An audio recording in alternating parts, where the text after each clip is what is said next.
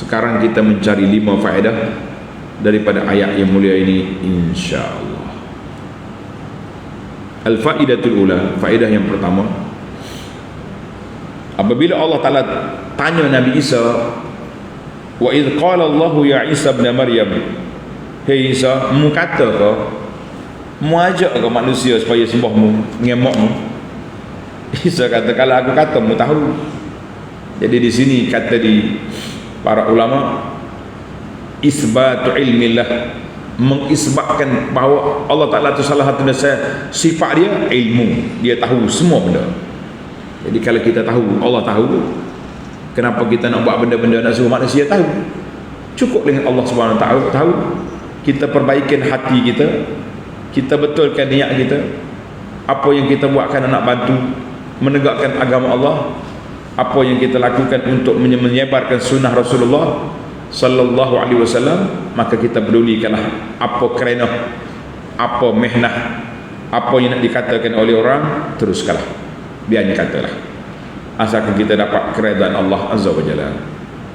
Maka Nabi SAW, wa anta ala kulli syai'in syahid, mu tahu segala benda aku, dalam hati aku, hak aku zahir, hak batin, semuanya duduk di bawah apa? Di bawah ilmu Allah azza wa jalla. Jadi kalau kita tahu kita duduk di bawah ilmu Allah, kenapa pula kita berani nak buat benda yang menyalahi peraturan Allah azza wa jalla? Kenapa kita nak buat perkara yang kita tahu Tuhan tahu? Yang kita bimbang ini, kita tak tahu. Kita tahu Tuhan tahu, tapi buat tak tahu.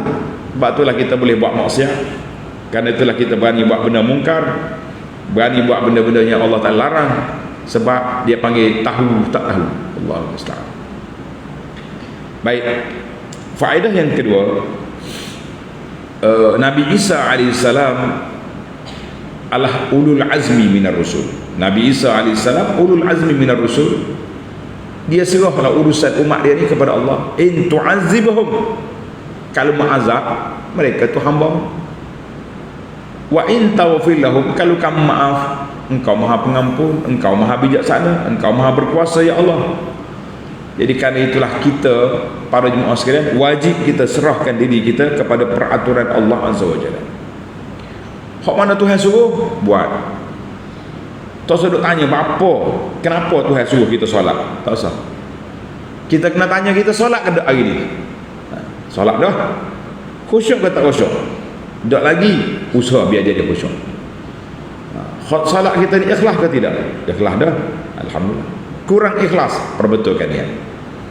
Jadi kita tak boleh nak tanya tentang Allah azza wa jalla, Allah akan tanya kita. Sebab itulah Nabi Isa AS, dia serahkan urusan dia kepada apa? Kepada Allah azza wa jalla. Jadi kata di para ulama, ayat ini manusia ni terbagi pada dua. Ada manusia yang diazab, ada manusia maghfur yang diampunkan oleh Allah. Jadi kalau manusia ni derhaka, maka dia azab. Batalah di antara doa yang kita baca dalam ketika solat jenazah, kita kata hadza abduka qad rahala ilaik, hamba-mu ni pergi dah nak jumpa mu ya Rabbi. Kalau mu azab dia hamba-mu, kalau engkau maafkan dia, engkau maha berkuasa. Jadi boleh juga kita baca ayat tadi apabila kita sebut tentang perjalanan manusia ke alam barzakh. Kita kata ya Rabbi, ini hamba-mu mati dah dia akan pergi jumpa mu ya Allah. Kalau mu azab dia hamba-mu, kalau engkau maafkan dia, engkau maha berkuasa.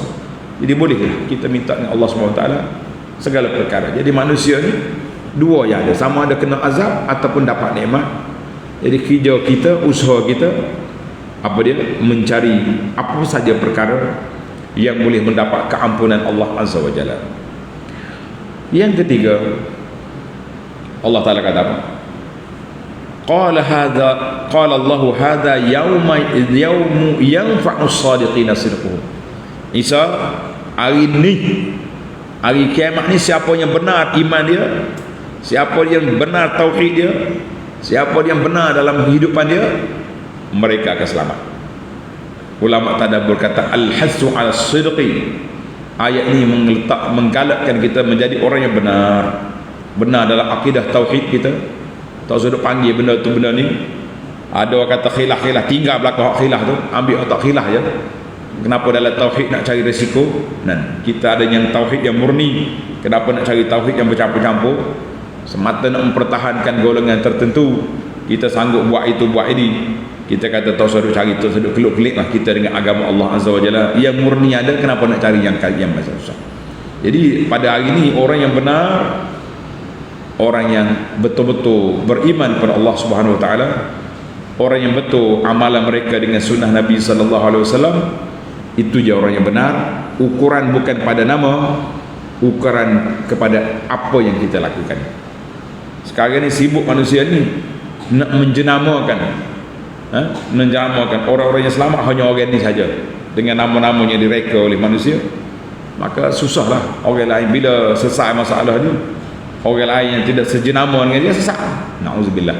Hati-hati tuan-tuan, nak mengeluarkan orang-orang yang berpegang dengan kitab dengan sunnah ni daripada ahli sunnah adalah satu perbuatan yang songsang, yang tempang dalam perjalanan hidup. Allahu Akbar.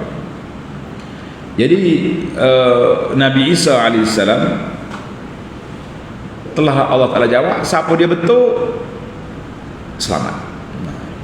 Allahumma ja'alna minas sadiqin. Ya Allah, jadikan kami ini orang yang benar dalam beragama. Yang keempat, sebenarnya ayat ni turun naik, kita tak ada nak susun molek, tak apa, tanda. Faedah yang keempat, dalam pertanyaan Allah Ta'ala kepada Isa, balik semula kepada ayat 1, ayat 116, a'anta qulta lin-nasi ittakhiduni wa ummiya ilahin. Kenapa Tuhan tanya Nabi Isa, dia tak tanya Nasara? Tanya, Nasara, Nabi Isa pernah ajakmu suruh sembah dia ke? Tak. Kenapa Tuhan pergi tanya Nabi Isa, tak tanya Nasara? Jawab tulis. Jawapan dia ada beberapa, iddat aujuh, ada beberapa jawapan. Yang pertama, maksud soalan ini nak mencela puak-puak kafir yang mentaklihkan Isa. Kafir kata Nabi Isa Tuhan, Tuhan suruh jawab diri. Mu kata Isa kata tak. Habis. Bahasa Kelantan kata wak malu muka puak kafir. Malu muka puak kafir sebab dia pergi dakwa satu benda yang tidak ada. Dua, ta'ridun, nak beritahu juga bahawa ayat sindiran. Hak kata Nabi Isa Tuhan, mak dia Tuhan, Tuhan tiga tu siapa dia? Ni puak-puak ahbar, tok-tok padri, ia duk reka-reka ibadat ni lah yang jahat, yang telah menyesatkan manusia. Jadi masa tu dia berkumpul semua di akhirat tu, dia berkumpul puak-puak dia situ. Jadi Tuhan kata, mu ni puak-puakmu ni, dia ni reka cerita. Jadi malu salah kita, orang panggil memalukan orang itu. Yang ketiga, nak beritahu kepada Nabi Isa, tahzir Isa, supaya Nabi Isa ni tak cakap banyak, cakap sepatah ya, aku ajak manusia pada tauhid. Jadi hak lain-lain tu bukan aku ajar. Jadi akhirnya Allah nak zahirkan bahawa pengikut Nabi Isa telah khianat. Lebih-lebih lagi pendeta-pendeta, orang-orang alim kitab Injil, mereka lah penjahat yang telah mengubah perjalanan agama, yang menyebabkan manusia habis jadi syirik, mengatakan Nabi Isa sebagai Tuhan. Allahu Akbar. Baiklah, yang terakhir Nabi Isa kata apa? Wa kuntu alaihim syahidan ma dumtu fihim. Rasul-rasul alaihi wassalatu wassalam menjadi saksi kepada umat dia selama dia ada. Bila dia tak ada, dia serahkan urusan dia kepada Allah Azza wa Jalla. Batu Isa kata apa ni, kuntu syahidan ma dumtu fihi, waktu aku duduk bersama, aku sama, bila aku dah mati aku serah kepada Allah Subhanahu wa taala. Jadi kita hari ini, Nabi kita sallallahu alaihi wasallam menjadi saksi kepada semua umat yang terdahulu melalui wahyu daripada Allah Azza wa Jalla, dan kita umat Muhammad sallallahu alaihi wasallam ni menjadi saksi kepada semua umat yang terdahulu dengan wahyu daripada Allah, dengan percaya kita kepada Rasulullah sallallahu alaihi wasallam. Kemudian di akhir ayat Allah Ta'ala nyatakan bahawa besarnya kelebihan orang yang benar, dan semua dunia ini milik Allah Azza wa Jalla. Tamatlah perbincangan kita, alhamdulillah.